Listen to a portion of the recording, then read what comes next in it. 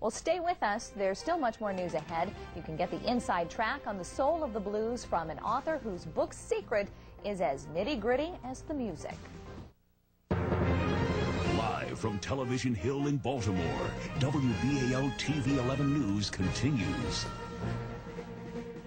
And welcome back. It's a book that takes readers back to the early 60s when music was the heart and soul of the country and new music groups were popping up all over. Joining us now is author Robert Dunn to tell us more. Good morning, and thank you so much for joining us. No, thank you so much for having me. We've been hinting a little bit about a secret in your new book, Soul Cavalcade. Now tell us what the book is about. Well, it's about the music of the early 60s, as you say. I'm doing actually a series of musical novels.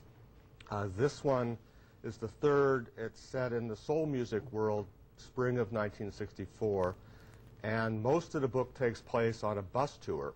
And what spurred me to write it was I saw something from a Motown tour of that time, typescript of where they went. They would literally do something like 20 cities in 24 days. And this is a bunch of different musical groups with a record label on one this bus record tour. label on a bus. Again, mine's a novel, so I've made it up. It's fleur-de-lis records in the book, and the performers are all my invention. But in real life, you would have literally have people like, you know, the Marvelettes, the Temptations, the guy in the back of the bus who couldn't see with the big glasses, 13-year-old kid, Stevie Wonder. They're all driving around the country having adventures. So that's most of what happens in the book. At least they're on the bus and they go down to the South.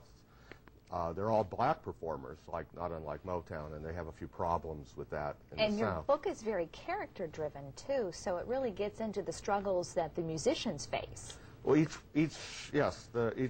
performer has their own story, shall we say, and indeed the main story, if I say, I have a little twist to it, a Shakespearean twist, if you will, or a Tootsie twist, possibly. Referencing Dustin Hoffman. The Dustin Hoffman movie. The main character's name is Esme Hunter. The book opens, she has a girl group called the Darlingettes. They go for an audition, ace the audition. The guy who runs the label says, "You girls are really great. What I need is a fourth member of the group, the Cravats," sort of like a Temptations male group. Well, Esme, disappointed, goes to a used clothing store, buys a suit, slicks her hair back, goes back, aces the audition as Eddie, gets hired for the Cravats, and then a few hours later is told, "Oh, guess what? Now that nobody knows, of course, she's a girl pretending to be a guy, but now that you're going to be on a bus tour for the next month, and you're going to have to live on the bus." So there's a lot of farcical complications.